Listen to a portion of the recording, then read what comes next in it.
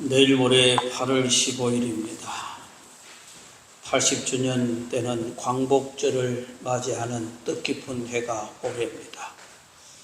1945년 8월 15일 우리는 일제에 압제해서 해방되어서 주권을 찾았고 자유를 찾았고 말을 찾았고 큰 은혜를 입은 날입니다.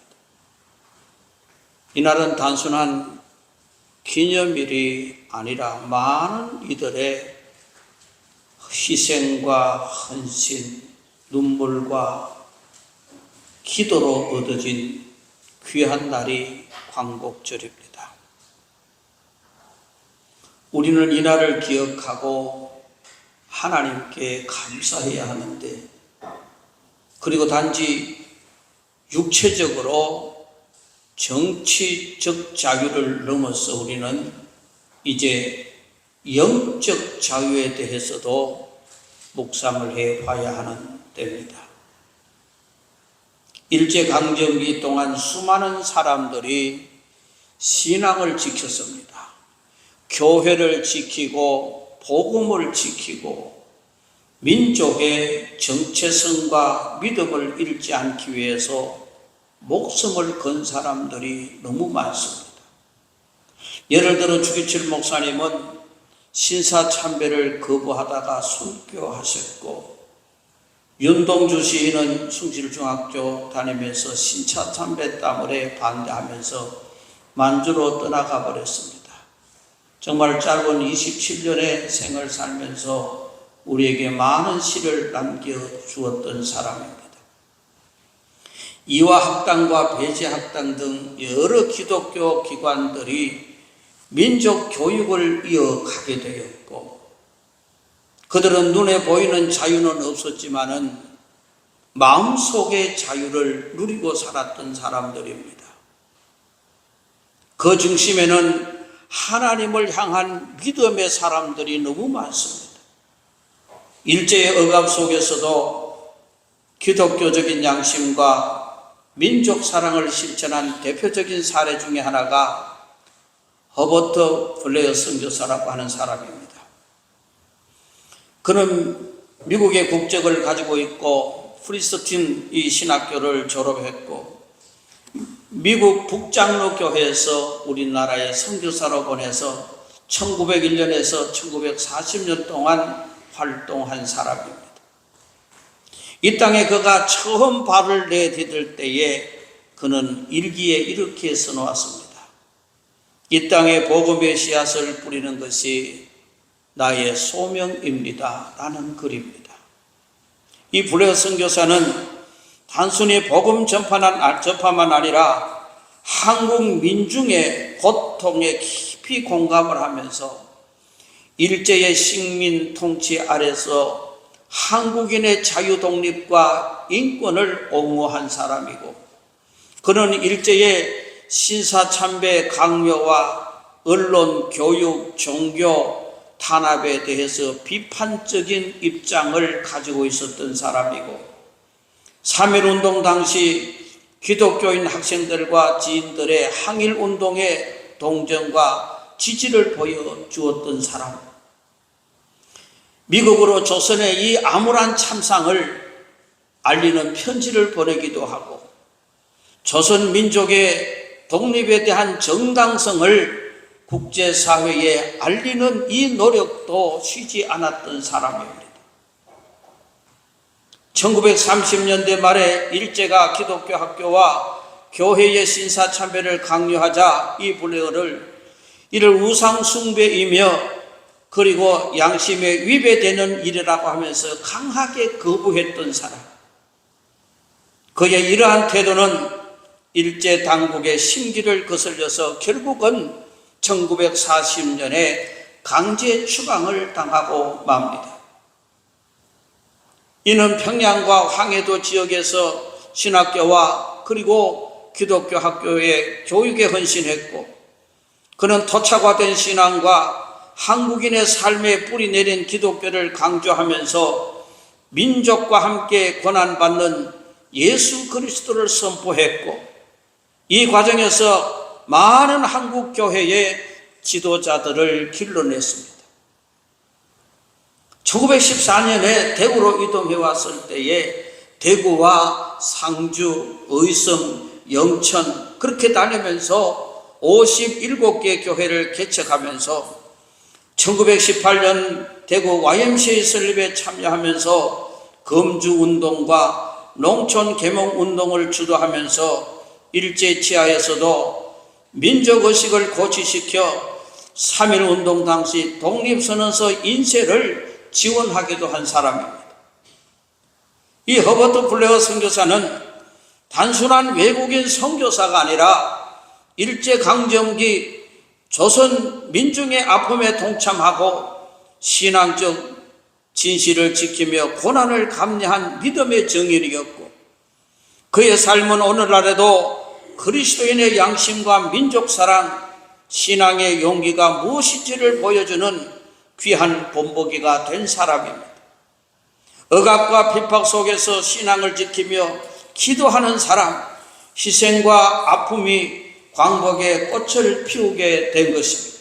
그러므로 오늘 우리는 광복이 그냥 주어진 것이 아니라 수많은 사람들의 희생이 있었고 기도가 있었고 눈물이 있었고 억압이 있었던 결과가 광복이라고 하는 사실입니다. 진정한 자유는 이제 어디서 오는가? 오늘 본문 말씀에 말합니다. 진리를 알지니 진리가 너희를 자유케 한다고 했습니다. 육체가 속박되어도 진리를 알면 자유할 수가 있는 겁니다. 바울과 실라가 감옥에 갇혀 육체가 속박되어 있을지라도 진리를 알고 있으니 예수를 알고 있으니 그는 자유함을 누렸던 것입니다. 진리가 무엇입니까? 곧 예수 그리스도입니다. 그분은 죄에서 우리를 해방시키셨고 두려움에서 자유하게 하셨고 사망에서 생명으로 옮기신 분이 바로 예수 그리스도입니다. 많은 사람들이 자유를 원하고 있지만은 죄의 속박 아래 살고 있는 모습을 봅니다. 영국의 작가 엘리엇이라고 하는 사람, 이 세상 사람들은 대체적으로 5가지 감옥에 갇혀 살아가고 있다는 것입니다. 우리는 8.15로 인해서 해방되어 자유를 누리고 있는 것 같지만은 그러나 이 자유 가운데 우리 개인적으로 돌아보면은 이 엘리엇이 말하는 5가지 감옥이 무엇인가? 사람들은 이 감옥에서 헤어나지 못하고 있는 모습을 설명하고 있습니다. 첫 번째 감옥이 자기 사랑의 감옥입니다. 이 자기의 사랑의 감옥이란 사람들을 항상 이런 사람은 자기 중심적으로만 생각하게 되고 항상 자기 중심적으로만 행동하게 하는 그런 감옥으로서 결국은 사람들을 주위 사람들부터 배척당하게 하고 그 삶을 불행하게 하는 그런 감옥이 되고 마는 것입니다. 그러므로 자기 사랑의 감옥에 갇혀서 주위를 돌아볼 수 없고 모든 것이 내 중심에서 시작되어야 되고 행동이 되어야 되는 이러한 모습을 가지고 있는 거기에 빠져있는 사람들. 그러나 고린도전서 13장은 뭐라고 말합니까? 사랑은 자기의 유익을 굳지 않는다고 말씀하고 있는 것입니다. 그러므로 자기의 사랑에 빠져서 나만이 어쩜 오늘 현대에 살아가는 이러한 핵가족 시대 속에서 자녀들을 많이 낳지 않는 이러한 가운데서 모두가 자기 중심적으로 만들어져가는 이러한 자기 중심의 감옥, 내 가정의 감옥, 내 교회의 감옥, 이러한 감옥살이를 하고 있는 자유하지 못하는 그런 사람들을 보게 됩니다. 그래서 사랑은 자기 유익을 묻지 않는 것이기 때문에 이 감옥에서 해방되어야 할 것이고, 둘째 감옥은 근심의 감옥이라고 하는 것입니다. 이 근심이라는 감옥은 사람들을 항상 근심하게 만들고 염려하게 만드는 것입니다. 그래서 이 감옥에 갇혀 살아가는 사람들은 무엇을 하든지 먼저 염려하고 근심하고 걱정부터 합니다. 그러다 보니 일의 추진력도 없고 삶의 재미도 없고 그리고 찾아오는 것이 우울증이 찾아오고 때로 생의 회의를 느껴 종종 내가 왜 태어났는가, 이렇게 살아서 무엇하느냐 하는 이런 쓸데없는 자기 근심의 감옥에 갇혀있는 사람들이 너무 많습니다. 그러나 성경 잠언 17장 21절에 마음의 즐거움은 양약일지라도 심령의 근심은 뼈를 마르게 한다고 했습니다. 사랑하는 성도 여러분, 모든 근심과 걱정의 감옥에서 자유하시기를 바랍니다. 너희는 근심하지 말라, 하나님을 믿으니 또 나를 믿으라고 성경은 말씀하고 있습니다. 아무런 걱정할 이유가 없습니다. 네가 걱정한다고 네 길을 한 자나 더 할 수 있겠느냐라고 성경은 말씀하고 있습니다. 그러므로 우리는 이 근심의 감옥에서 해방되어야 진정한 자유인이 되는 것입니다. 그리고 세 번째 감옥은 향수의 감옥입니다. 이 감옥은 사람들로 하여금 무엇을 하든지 항상 과거를 먼저 생각하게 하는 감옥입니다. 그러다 보니까 항상 이런 식입니다. 그때가 정말 좋았는데 지금 별로야. 아니면 그때 그 말과 행동은 정말 하지 않았어야 하는 건데 그때 정말 내가 바보였나 봐. 이러면서 오래 살지 못하고 항상 지나간 과거에 살면서 오늘을 살지 못하는 과거의 그 향수의 감옥에 갇혀있는 사람, 이런 사람은 커피숍에 가면은 뭘 시키는지 압니까? 라떼. 이런 사람은 커피숍에 가서 라떼만 시킵니다. 내 때는 그랬는데, 그때는 그랬는데. 여러분, 이런 향수의 감옥에 갇혀있는 사람, 고린도후서 5장 17절에 그런즉 누구든지 그리스도 안에 있으면 새로운 피조물이라, 이전 것은 지나갔으니 보라 새 것이 되었다라고 말씀합니다. 빌립보서 3장 14절에 형제들아, 나는 아직 내가 잡은 줄로 여기지 아니하고 오직 한 일적 뒤에 있는 것을 잊어버리고 앞에 있는 것을 잡으려고 표대를 향하여 그리스도 예수 안에서 하나님이 위에서 부르심의 상을 위해서 달려가노라고 그랬습니다. 여러분들이요, 이 향수의 감옥에 갇혀서 과거의 착고에 내 손발이 묶여서 앞으로 전진하지 못하는 이런 어리석은 감옥에서 예수의 말씀을 듣고 자유하시기를 바랍니다. 저 천성을 향하여, 벽대를 향하여 달려가는 신앙으로 자유함을 누리시기를 바랍니다. 그리고 네 번째 감옥은 선망의 감옥입니다. 이 감옥은 사람들로 하여금 감사와 만족을 다 빼앗아가 버립니다. 그러다 보니 이 감옥에 갇혀 사는 사람들은 자기 것이 좋아 보이질 않습니다. 남의 것만 좋아 보이는 이런 사람입니다. 이 남의 것만 좋아 보인다는 것의 범주는 모든 것이 다 포함되어 있는 겁니다. 사람도, 물건도, 직업도, 심지어는 가족이라는 사람도, 모든 것이 다 남의 것이 좋아 보이는 이러한, 그래서 자기 것은 형편없이 보여지게 하는 이러한, 그래서 늘 힘들고 괴로운 것입니다. 이 선망의 감옥입니다. 자기 것으로 감사하지 못하고 남의 것을 늘 좋아 보이면서 자기는 우울하고 힘들어하는 모습입니다. 빌보서 4장 11절에 무슨 말씀을 합니까? 내가 궁핍함으로 말하는 것이 아니라 어떤 형편에든지 나는 자족하기를 배웠노니, 13절에 내게 능력 주시는 자 안에서는 내가 모든 것을 할 수 있느니라. 그러므로 우리는 자족하기를 배워야 하는 것입니다. 내 것을 귀하게 여겨야 하는 것입니다. 내 것으로 만족해야 되는 것입니다. 내 것은 형편없는 것이고 남의 것은 좋아 보인다, 이거 감옥에 갇히는 것입니다. 아무리 내 자식이 좀 모자라고 힘들어 하더라도 옆집 아보다 낫나요, 못하나요? 훨씬 낫습니다. 옆집 아가 서울에 S대학 가는 그 아이보다 우리 아이가 대구의 모대학교 가는 개가 훨씬 낫습니다. 여러분, 남의 집 승용차보다 우리 집에 타고 있는 오토바이가 훨씬 낫습니다. 오토바이는 내 마음대로 탈 수 있지만은 그러나 그 승용차 안 태워줍니다.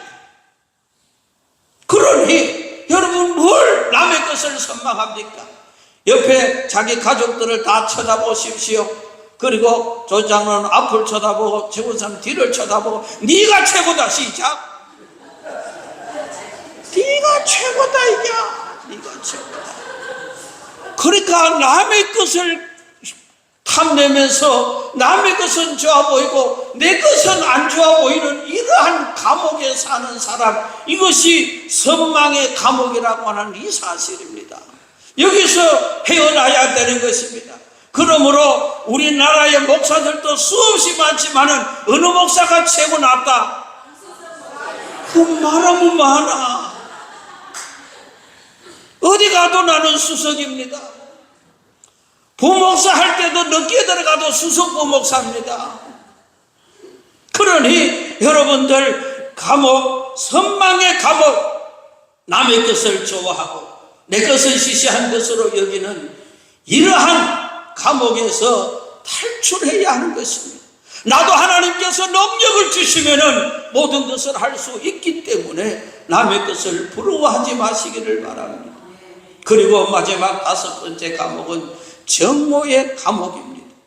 어떤 이유에서든지 일단 미움과 정오를 품으면 그것을 풀거나 해소하지 않고 항상 그 마음속에 미움과 정오를 안고 살아가게 하는 감옥이라는 것입니다. 그렇다 보니 소화도 잘 안 됩니다. 이런 사람은 소화가 잘 안 됩니다. 일도 손에 잡히지 않습니다. 정신에 문제가 생기고 인격에 장애가 생깁니다.